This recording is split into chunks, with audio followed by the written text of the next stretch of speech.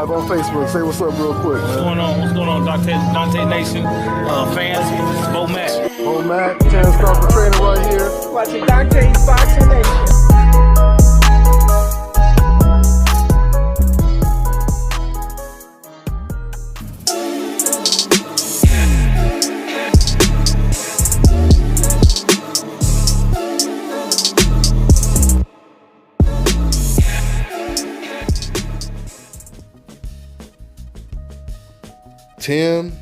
Tim.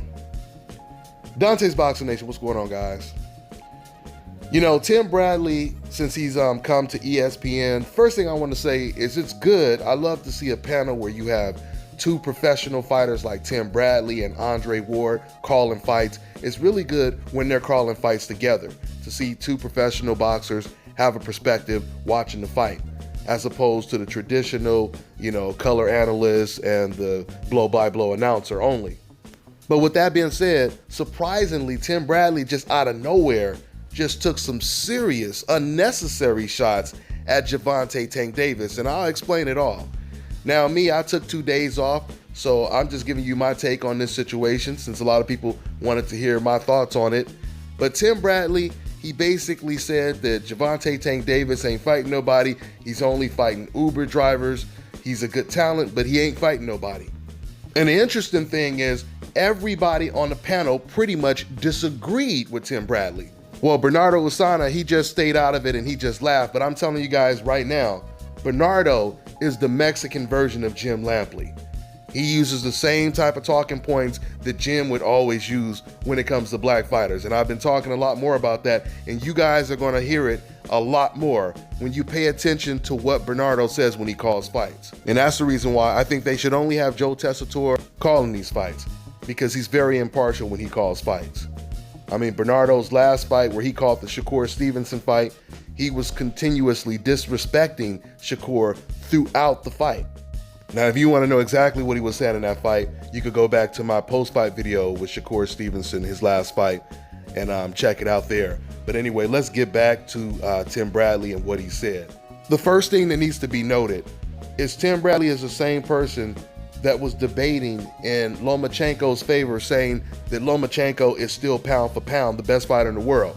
He was debating with Andre Ward, saying that Lomachenko is still pound for pound the best fighter in the world. Okay, just to kind of give you an idea of Tim Bradley's views. Now, before I debunk everything that Tim Bradley said about Tank Davis, I want to go ahead and quote what Tank Davis said in response. I'm not going to read it all, but I'll read just this part right here. Tank says Tim Bradley, he could suck a D. It's always an old person hating. He didn't start fighting real opponents till he had 26 fights. Little soft-hitting ass. My daughter hit harder than him. Talking about me, but didn't say nothing about Burchill versus Salsa. FOH, y'all know what that stands for. And then you guys can read the rest on the screen. But this is the first thing I want to say about Tim Bradley. Like I said, before I debunk the whole Tank fighting Uber drivers, Tim Bradley, unfortunately, he has fallen victim to listening to these racist fans online, these racist fans that come to the fight, these racist media members. He's listening to all of them. And we know this because he's repeating what they say word for word. They say this about all of the black fighters that are on top or a threat. They'll either say they're boring or they haven't fought anybody, or if they're not boring and they're knocking out everyone, then they accuse them of doing PEDs, etc., etc., etc. It's the oldest trick in the book. Turn every positive into a negative. They've been doing this to black fighters since the inception.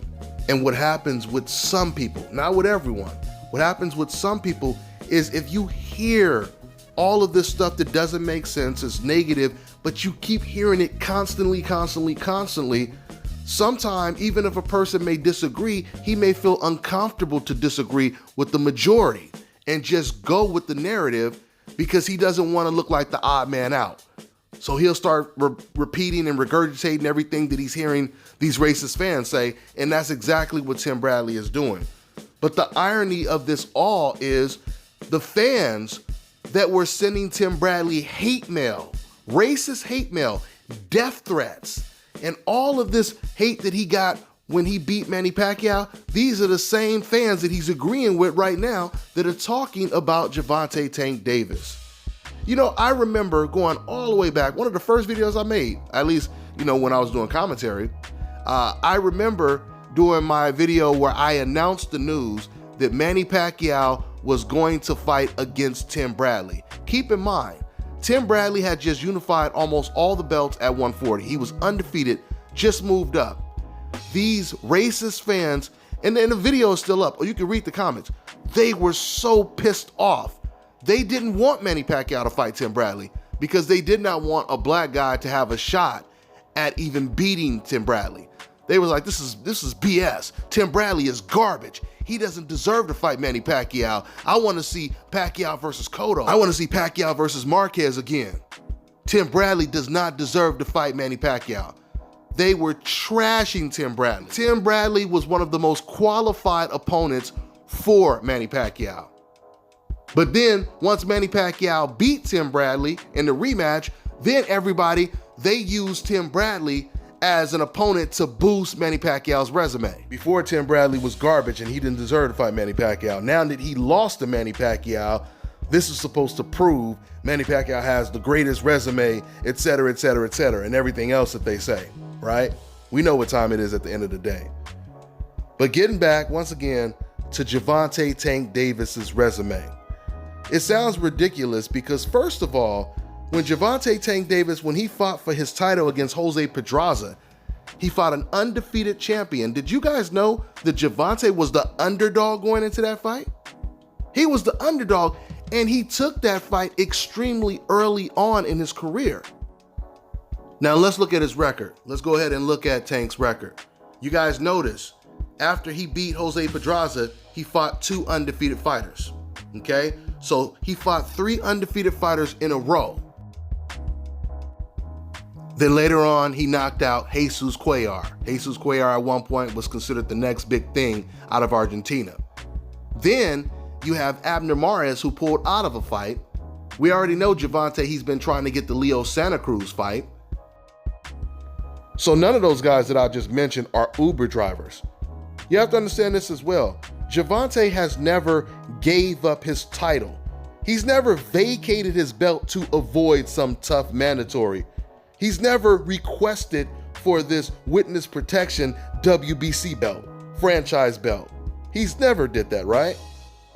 I mean, you heard Tank Davis say Tim Bradley never said anything about Burchell when he was fighting against Sosa. But Tim Bradley, he also has never said anything about Gennady Golovkin. And that is truly a guy who fights Uber drivers. Gennady Golovkin, who did not have a belt, he had the WBO champion Andrade and DAZN putting pressure on him to fight against Andrade since he couldn't get the Canelo fight. Instead of Golovkin making more money, because he would have made more money against Andrade and he would have gained a title if he could beat Andrade, he turned all that down to fight who? Steve Rose, right? And now, and it's so crazy because now he's already talking about fighting against another Uber driver, his brand new mandatory since he just won the title, the IBF title. I don't even know the guy's name. All I know is he has 5 knockouts. But the funny thing about this is right away, Golovkin is agreeing to fight his mandatory. A guy that none of us have even heard of. But you ain't gonna hear fans say that this guy doesn't deserve to fight against Golovkin. This guy is a bum. Who has he fought? Who has he fought? Because this is what they were saying when Jamal Charlo was his mandatory. See, the funny thing is when Jamal Charlo was Golovkin's mandatory, he was Golovkin's mandatory for 2 whole years. But now that this guy with 5 knockouts is Golovkin's mandatory, he's taking the fight right away. You see what we're dealing with here? But like I said, Tim Bradley is not talking about someone like Gennady Golovkin. You know why? Because it's not popular to talk about someone who's on the hope list. Oh, it's popular to talk about black people. It's popular to say that Jamal Charlo's a bum, Gervonta Tank Davis is fighting Uber drivers, Andre Ward is boring, Floyd Mayweather is boring, Errol Spence is on steroids, etc., etc., etc. Tim Bradley knows he can say this without getting backlash from the majority of fans, which are racist fans. This is why you're not going to hear Tim Bradley say that Leo Santa Cruz is fighting against Uber drivers, say that Oscar Valdez, who actually gave up his belt to avoid Shakur Stevenson, he's not going to say anything about these guys because he knows the same fans that attacked him after he beat Manny Pacquiao, they're going to be right back at Tim Bradley's neck. Like, hey, Tim, you forgot about what we did to you before? Don't go off script because we'll come back at you. So I'm going to tell everybody right now, don't drink the tea and certainly don't look at nobody stir the tea or you'll mess around and get hypnotized by the decafs. Decaf stands for dumb casual ass fans for you new subscribers. You keep spitting the truth and don't worry about how these ignorant fans take it. Because if they can't deal with the truth, that sounds like a personal problem to me. That's all I got for now, guys. I'm on to the next one.